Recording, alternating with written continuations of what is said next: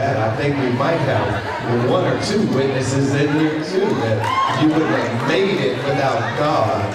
And right now it's intermission time, but as we get ready to go, some of you, I know most of you, have not been to jail.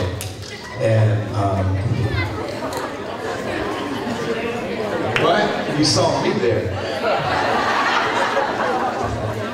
How'd you see me? If you were. Anyway, believe it or not, my ministry started in jail. It started in jail. In a juvenile detention center, I started a Bible study, and I started working with youth. And they had one little Latino brother, you know, because most of the folk in jail look like most of us. They brown and they black, and I don't want to bring you down, but that's just a fact. And so the brother, he wanted to know if God was real. He really wanted to know if God was real. So what he did was he had a piece of paper like this right here. And he said that this is your life, the way it starts out. It's a clean slate. And somehow things happen in your life, you know, and you got to make a twist or a turn. And what you used to be, you know, you ain't no more. And usually when there's one turn, what comes next? Another turn. That's right, you got that right. There's another turn, and you don't look no way like your mama and them and all the rest of them folk at your house and Uncle Willie and all them. And usually, Reverend, if there's a second turn, there's a third turn. There's a third turn. And so now we got a third turn, and usually, you know how they do communion, you know, they bless the bread first. You know, we bless the bread, and you was blessed to make it here. You know, it's 200 million to 1 to be born. 200 million, you already hit the lottery. 200 million to 1.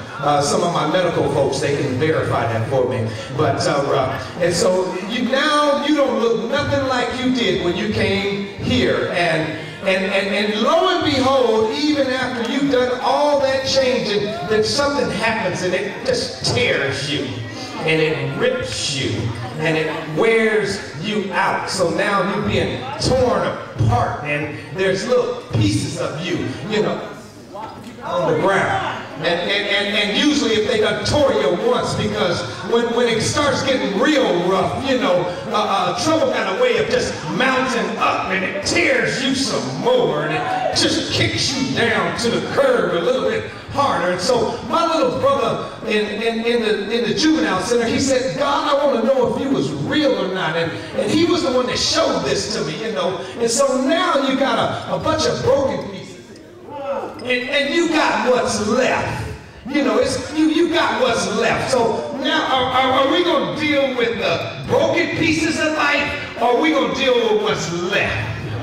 What's left, that's right, what's left. And see, because we got a lot of folk in here that lived off leftovers, see. That's the way I grew up. We had to live off them leftovers, you know. And so let's just see what's left.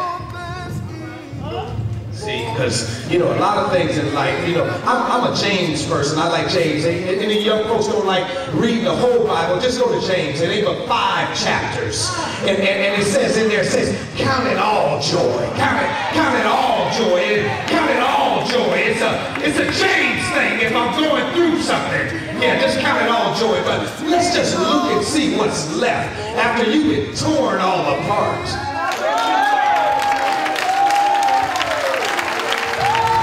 See, some of y'all didn't like that ripping and that tearing, and you didn't like all that folding and that bending. But see, God was tearing.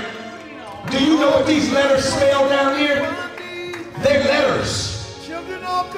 They're letters, y'all. They spell H-E-double-L. I'll lay them on a down long creek. For you. You can come up and walk and see. So when you're going through something, y'all take that with you, get your little ice cream. And you're going through something, you know you got trouble on all sides, and you're being torn up and reshaped and resized. It's just God tearing the hell out you.